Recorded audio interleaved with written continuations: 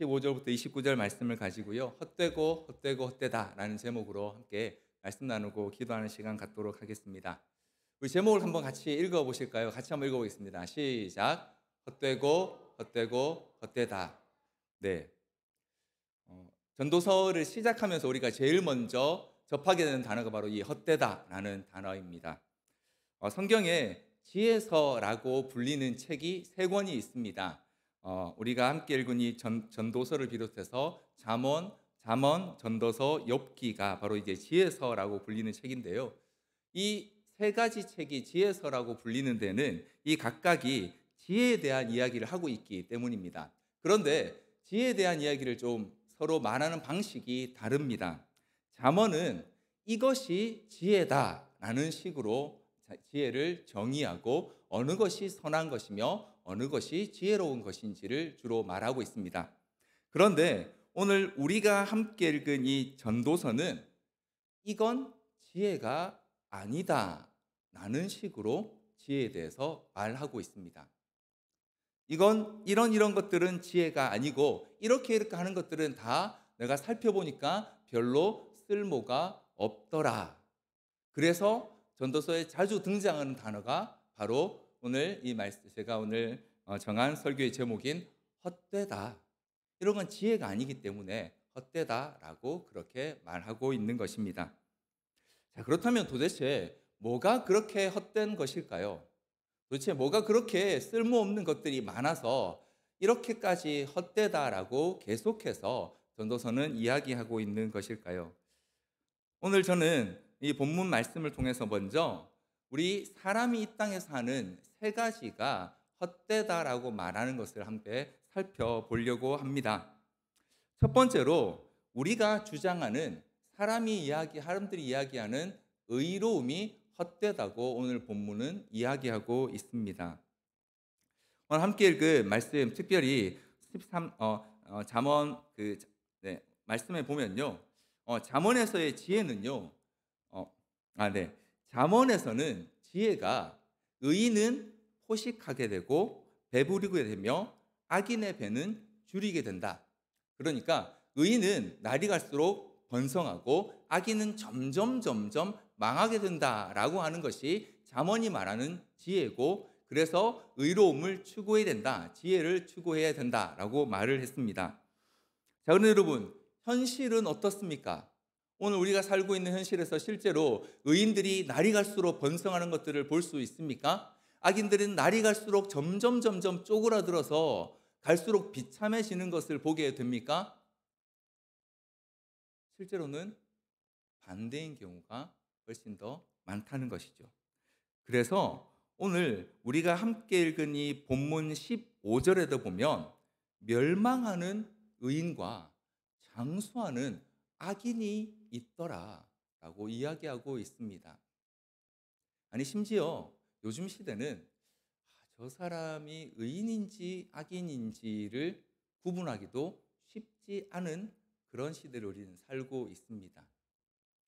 그런 상황 가운데서 오늘 본문은 잠언이 말했던 소위 전통적인 지혜의 방식, 의로우면 하나님이 형통하게 하시고 악한 자는 반드시 망하게 하신다라고 하는 이것이 현실에서 이루어지지 않는 이 상황을 두고 뭐라고 이야기하냐면요. 16절에 17절에 보면 그러니까 지나치게 의인이 되지도 말고 지나치게 악인이 되지도 말아라 라고 이렇게 말씀하고 있습니다. 아니, 지나치게 의인이 되지 말라니. 아니, 성경은 어쨌든 끝까지 의로운 사람이 되라고, 의로운 자리를 지키라고 말씀하셔야 되는 거 아닌가 싶은데, 오늘 전도서는 우리에게 지나치게 의인이 되지 말라, 그렇게 되면 스스로 망하게 된다라고 말씀하고 계십니다. 지나치게 의인이 되지 말라라는 건 무슨 뜻이냐면요, 너무 많이 따지고 판단하는 것이 결코 의롭지 못하다는 뜻입니다. 이건 이제 당시의 그 종교적인 상황을 좀 우리가 이해할 필요가 있습니다. 구약의 유대인들은요, 하나님께 받은 율법을 철저하게 지키는 게 매우 중요한 일이었습니다. 그래서 모세가 레위기에서 받았던 레위기를 통해서 받았던 하나님의 율법을 낱낱이 쪼개서 그들이 지켜야 될 율법의 조항들을 아주 상세하게 만들어 두고 그것들에 지나는 것과 지나지 않는 것을 철저히 구분하려고 했습니다. 그래서 매일매일 삶에서 자신이 율법을 어겼는지 아닌지, 자신이 오늘 의롭게 살았는지 혹은 하나님 앞에 잘못한 것은 없는지를 아주 철저하게 따지는 그런 종교 생활을 했습니다.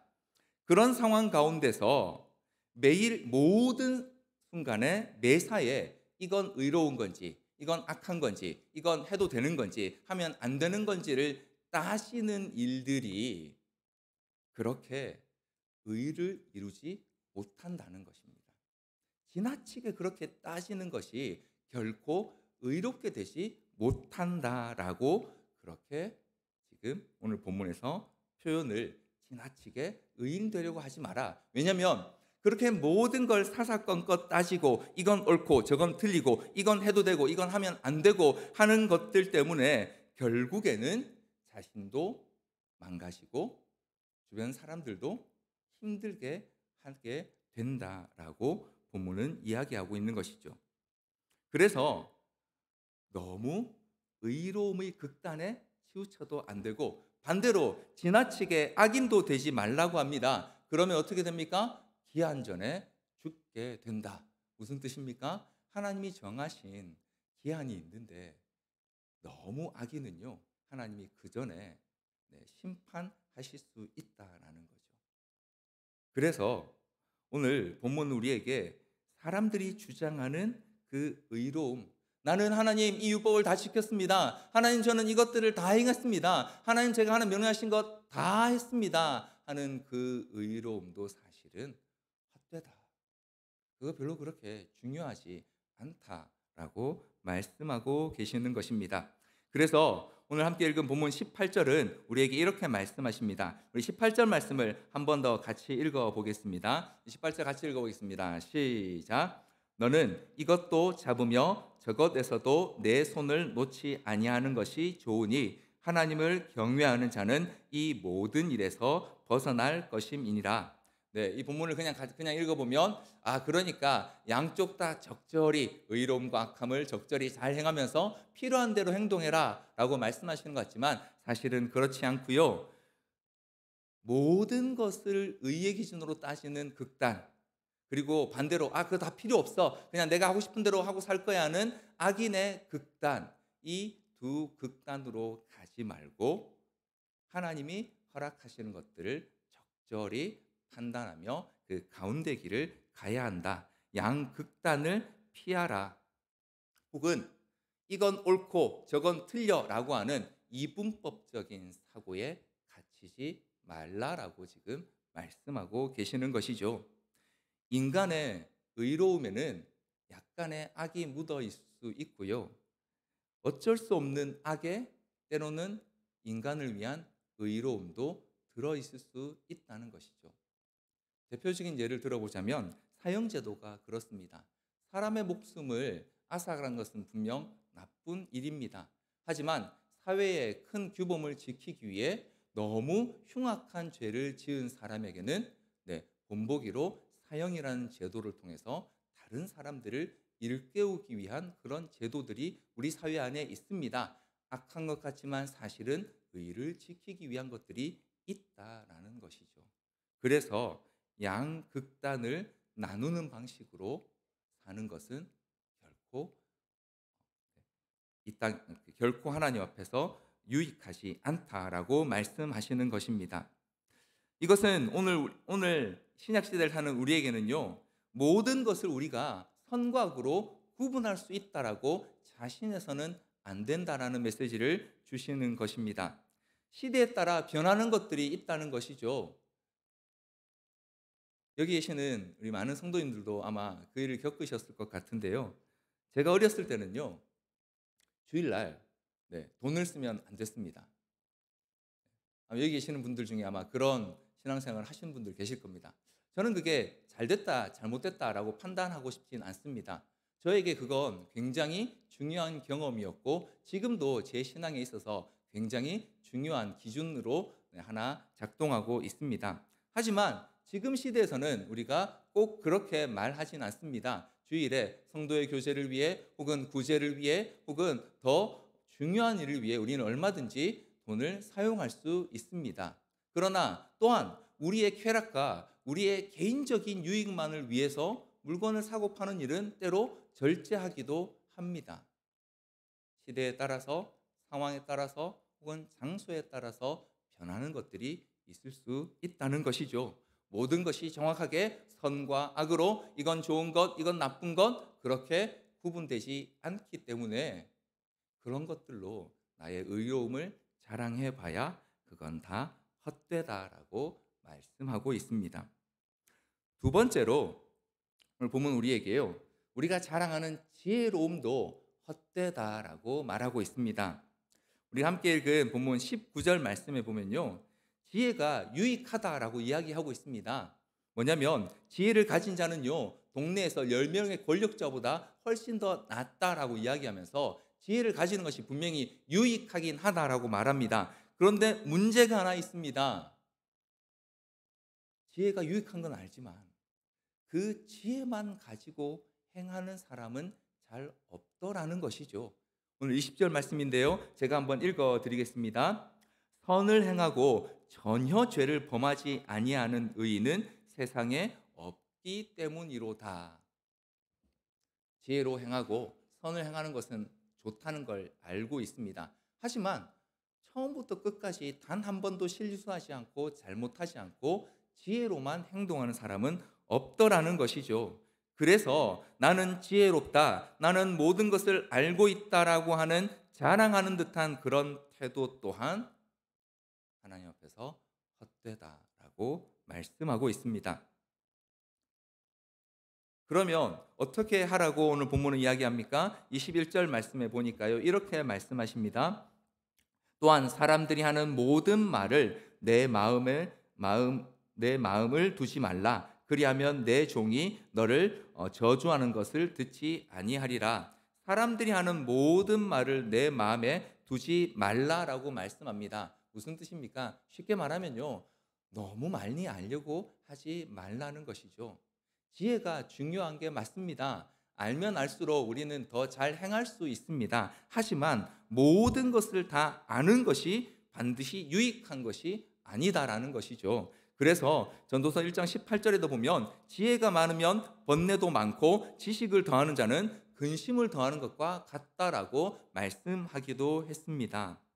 오늘 우리에게 적용하면 어떻게 생각할 수 있을까요? 모든 일을 아는 대로 우리도 행하지 못한다는 걸 인정해야 한다는 것이죠. 내가 지혜롭다고 말하지만 사실은 나도 그렇게 말한 대로 못하는 게 많이 있다는 걸 인정해야 된다는 것입니다. 그렇기 때문에 내가 행했다고 해서 그걸 자랑할 이유도 없고 행하지 못하는 사람들을 그 행하지 못함 때문에 비난할 이유도 없다는 것이죠. 지혜로움이라는 것도 시간이 가면 달라지기도 하고 변하기도 하고 혹은 행한 것이 지혜로운 줄 알았는데 그것이 미련한 것으로 드러나기도 하고 미련한 행동인 줄 알았는데 그것이 지혜로운 행동으로 드러나는 일들도 있다라는 것이죠. 그래서 모든 것을 알려 하기보다 우리에게 주어진 것에 충성하고 지혜로움을 자랑하지 않는 태도가 옳다라고 오늘 본문은 두 번째로 우리에게 말씀하고 있는 것입니다. 이렇게 의로움도 헛되다, 인간이 자랑하는 지혜도 헛되다라고 말씀하시고 세 번째로는요. 지혜를 찾고자 하는 그 열정도 헛되다는 이야기를 하고 계십니다. 23절 말씀인데요. 우리 23절 말씀을 같이 한번 또 읽어보겠습니다. 우리 같이 한번 한 목소리 읽어보겠습니다. 시작. 내가 이 모든 것을 지혜로 시험하며 스스로 이르기를 내가 지혜자가 되리라 하였으나 지혜가 나를 멀리 하였도다. 본문을 기록하고 있는 전도자는요. 자기가 지혜를 어떻게든 깊이 알아보기 위해서 모든 것들을 시험해보고 깊이 살펴봤습니다. 그리고 자신이 할 수 있는 최선의 힘을 다해 지혜롭게 행하는 것이 무엇인지를 실험해보고 실제 행동해 봤다라고 이야기합니다. 그런데 그렇게 했는데도 지혜가 나를 멀리 했답니다. 지혜 자매가 저를 멀리한 게 아니고요. 지혜가 자기와 멀리 있었다는 것이죠. 멀리 있다는 건 무슨 뜻입니까? 먼저는 내가 그렇게 지혜를 추구했음에도 불구하고 나와 그렇게 관계가 없더라는 것이죠. 우리 보통 저 사람과 나는 좀 거리가 멀어라고 하면 그렇게 그 사람과 관계가 가깝지 않다는 의미로 보통 사용하지 않습니까? 지혜가 나를 멀리했다는 게 그런 겁니다. 나는 지혜를 열심히 추구했는데 그게 나와 그렇게 관계가 없더라는 것이죠. 내가 살아가는 삶에 혹은 나의 영적인 일들에 그렇게 유익하지 않더라는 것입니다. 또한 나와 지혜가 거리가 멀다라는 것은요. 그게 그렇게 나에게 유익하지도 않더라는 것을 이야기하는 것입니다. 내가 열심히 지혜를 쫓아봤는데 그 지혜 때문에 내가 더 진짜 지혜로워지는지 잘 모르겠더라는 것이죠. 또한 나를 지혜가 멀리했다는 것은 우리 인간이 가진 한계 때문에 그 지혜를 추구하는데 분명한 한계가 있다는 것을 깨닫게 되었다는 뜻입니다. 그래서 24절 말씀에서 전도자는 이렇게 이야기합니다. 이미 있는 것은 멀고 또 깊고 깊도다. 누가 능히 통달하랴. 전부 알 수도 없고 내가 다 알았다고 자랑할 수도 없는 것이 지혜더라 라고 그렇게 말하고 있습니다. 심지어 그렇게 열심히 지혜를 추구하면서 지혜로운 사람들도 찾아봤는데요. 지혜를 진짜 깨달은 사람도 거의 없다는 것을 이 전도자가 발견하게 됩니다. 28절 말씀인데요. 우리 같이 한 번 더 28절 말씀 좀 읽어보겠습니다. 조금 길지만 같이 한번 28절 읽어보겠습니다. 시작. 내 마음이 계속 찾아보았으나 아직도 찾지 못한 것이 이것이라. 1000사람 가운데에서 한 사람을 내가 찾았으나 이 모든 사람들 중에서 여자는 한 사람도 찾지 못하였느니라. 네, 이 본문을 잘못 오해하면 여자는 지혜로운 사람이 없구나라고 생각하실 수 있는데 그런 뜻이 아니고요. 열심히 찾아봤는데 지혜를 정말 깨달았다라고 하는 사람들 만나보니까 진짜 지혜로운 사람이 거의 없더라는 거예요. 1000명 중에 한 명 있을까 말까 하더라는 것입니다. 지혜를 열심히 찾아본 이 전도자도 진짜 지혜로운 사람을 잘 못 만나봤다는 것이죠. 자, 그 말은 그 1000명 중에 한 명이 오늘 이 말씀을 읽고 있는 저나 여러분에 해당될 수 있다는 뜻일까요? 없다는 뜻일까요? 우리는 지혜를 깨달았다라고 지혜를 가진 사람이라고 말할 수 있다는 뜻입니까? 없다는 뜻입니까? 없다는 거죠. 너도 그 사람은 아니야라고 전도자가 말하고 있습니다. 네가 지혜를 깨달은 것 같지? 사실은 내가 다 찾아봤는데 너도 아니야 라고 본문 우리에게 말씀하고 있습니다. 이것은 오늘 우리가 이 땅에서 하는 수고의 상당 부분이 사실은 헛되게 끝날 수 있다는 사실을 보여줍니다. 지혜를 찾기 위한 노력도 결국에는 다다르지 못하는 게 많고 우리가 이 땅에서 얻고자 하는 것을 위해 수고하는 모든 열심들도 사실은 헛되게 끝날 수 있다라는 사실을 보여줍니다. 사랑하는 성도 여러분, 정리해보면 이렇습니다. 오늘 본문은 우리에게 인간의 의로움도 인간이 자랑하는 지혜도 또 인간이 그렇게 열심히 탐구하고 추구하는 지혜를 향한 열정도 사실은 다 헛되다.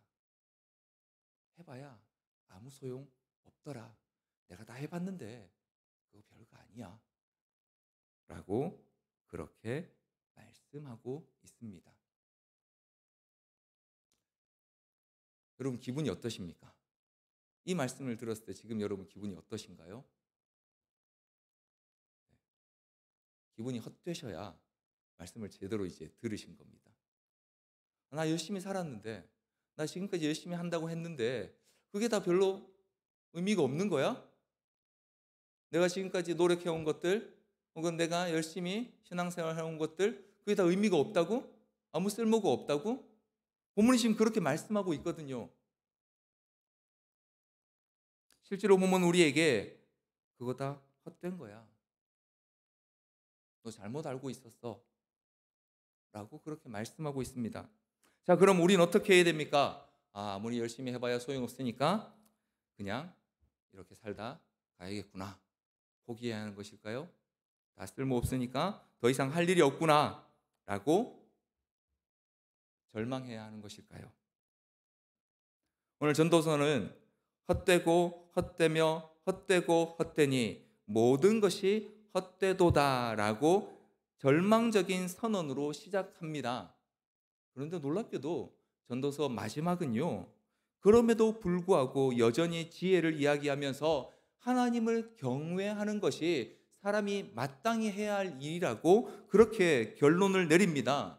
거듭거듭 우리에게 너 행하는 모든 수고가 다 헛되다라고 말하면서 왜 여전히 전도서는 우리에게 지혜를 말하고 하나님을 경외하라고 말씀하고 있는 것일까요? 그것은 바로 이 지혜를 탐구한 끝에 오늘 이 전도서를 기록한 전도자가 발견한 29절에 나오는 진리 때문입니다. 우리 29절 말씀을 같이 한 목소리로 한번 읽어보겠습니다. 같이 읽겠습니다. 시작. 내가 깨달은 것은 오직 이것이라. 곧 하나님은 사람을 정직하게 지으셨으나 사람이 많은 꾀들을 낸 것이니라. 네. 우리 개역개정 성경을 읽으면 이게 조금 의미가 선명하지 않아서 제가 이걸 세번역 성경으로 한번 가지고 와봤습니다. 네, 우리 세번역 성경을 보면서 같이 한번 더 새로 한번 읽어보겠습니다. 29절 한 번 더 같이 읽어보겠습니다. 시작. 그렇다. 다만 내가 깨달은 것은 이것이다. 하나님은 우리 사람을 평범하고 단순하게 만드셨지만 우리가 우리 자신을 복잡하게 만들어 버렸다는 것이다. 여러분 잠시 한번 보십시오. 여기 보면요. 네, 한번 보여주시죠. 하나님이 사람인 우리를 평범하고 단순하게 만드셨답니다. 이걸 이제 개역개정 성경은 정직하게 만드셨다라고 표현을 하고 있는데요. 이게 원문에서는 곧게 만들었다, 바르게 만들었다라는 뜻입니다. 곧고 바르게 만들었는데 그게 평범하고 단순하다. 이게 무슨 뜻일까요? 하나님께서 처음 사람을 만드실 때 우리는 잘 알고 있는 것처럼 창세기에 나오는 것처럼 하나님의 형상을 따라 만드셨습니다. 그래서 이 전도서에 나오는 표현에 따르면 하나님은 사람을 정직하게 곧 하나님이 필요한 그 모양대로 가장 아름답게 만드셨습니다. 그래서 평범하고 단순하게 하나님의 뜻을 따라 살도록 만드셨다는 것입니다. 그게 본래 하나님의 우리를 만드신 계획이셨습니다. 하나님 만드신 에덴 동산에서 하나님과 함께 하나님과 영원하고 완전한 교제 가운데 살아가게 하신 것이 원래 하나님의 계획이었습니다. 그렇게 하나님은 사람을 정직하게 단순하게 만드셨는데 사람이 스스로를 복잡하고 생각이 많은 존재로 만들어 버렸습니다. 어떻게요? 네, 바로 하나님의 계획을 깨트리면서 그때부터 사람은 살아남기 위해 수많은 궁리들을 해야 했습니다. 먹고 살기 위해 노력해야 했고요. 자신의 가족을 지키기 위해 노력해야 했고 수많은 도구와 수많은 발명들을 해야 했습니다. 그래서 오늘 29절 본문에 사람이 많은 꾀들을 내었다라고 할 때 이 꾀라고 하는 단어가요. 다른 성경에서는 도구 혹은 무기라는 단어로도 번역이 됩니다. 무슨 뜻입니까? 사람이 살아남기 위해서 수많은 도구와 수많은 무기들을 만들어야 했다는 것입니다. 원래는 평범하고 단순하게 살도록 만드셨는데 하나님의 계획을 벗어나는 순간 수많은 생각을 가지고 살아야 되도록 되었다는 것이죠. 오늘 전도서가 우리에게 헤아려서 하는 모든 수고가 헛되어졌다라고 말하는 이유도 바로 여기에 있습니다. 우리가 하나님의 계획을 벗어났기 때문이에요. 그걸 성경은 뭐라고 말합니까? 죄라고 말합니다. 로마서 5장 12절 말씀은 이러한 상황을 이렇게 표현하고 있습니다. 그러므로 한 사람으로 말미암아 죄가 세상에 들어오고 죄로 말미암아 사망이 들어왔나니 이와 같이 모든 사람이 죄를 지었으므로 사망이 모든 사람에게 이르렀느니라. 한 사람 아담으로 인해 모든 인류가 범죄하게 되었습니다. 그리고 그 결과로 사망이 우리에게 이르게 되었습니다. 그리고 그 사망이 이르게 되자 오늘 저 여러분이 이 땅에서 헤아려서 하는 모든 수고가 단 아무것도 남길 수 없는 헛된 것으로 바뀌게 되었다라고 성경은 우리에게 말씀하고 있는 것입니다. 그래서 전도서는 우리에게 너희가 자랑하는 의로움과 너희가 자랑하는 지혜와 너희의 그 모든 노력이 사실은 하나님 앞에 하나도 받아들여질 수 없는 헛된 것이 되어버렸다라고 그렇게 선언하고 있는 것입니다. 모두가 헛되게 되어버린 공허함, 더 이상 아무것도 바랄 수 없는 그 절망의 폐허, 아무것도 보이지 않는 막막한 어둠 가운데서 그저 하루하루를 반복적으로 살아갈 수밖에 없는 우리 인생에게 죄로 인해 그런 상황이 되어버린 우리 인생에게 찾아오신 빛이 계십니다. 우리의 그 절망과 헛됨을 영원한 가치로 채워주실 그분이 우리 가운데 들어오셨습니다.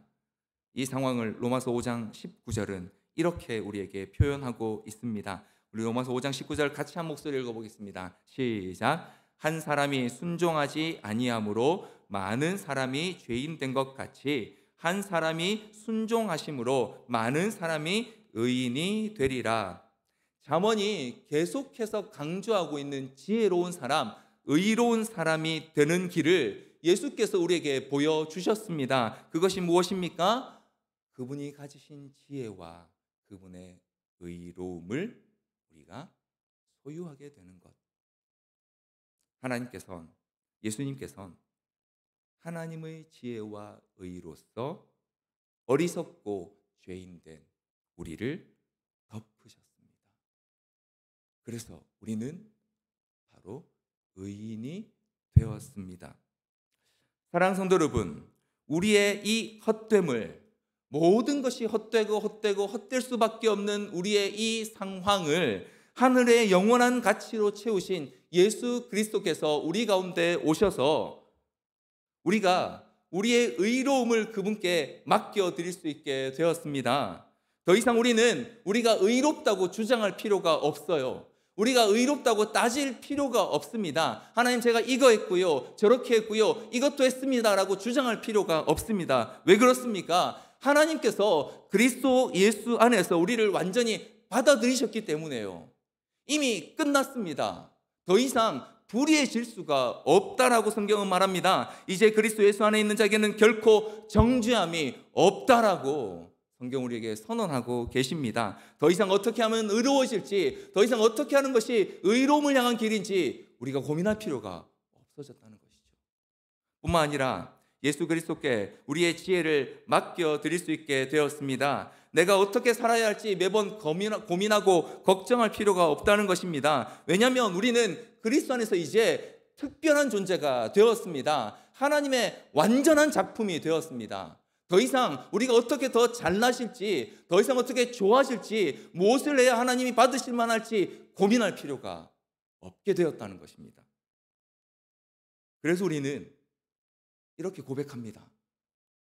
내게 능력 주시는 자 안에서 내가 모든 것을 할 수 있다고요. 내가 잘나서, 내가 예수 믿고 능력이 많아져서, 지혜가 많아져서 그런 게 아니고요. 그리스도 예수 안에서 나는 더 이상 헛된 존재가 아니라 특별한 존재가 되었기 때문이에요. 또한 우리의 그 열정을 가지고 이제 예수 그리스도를 추구할 수 있게 하셨습니다.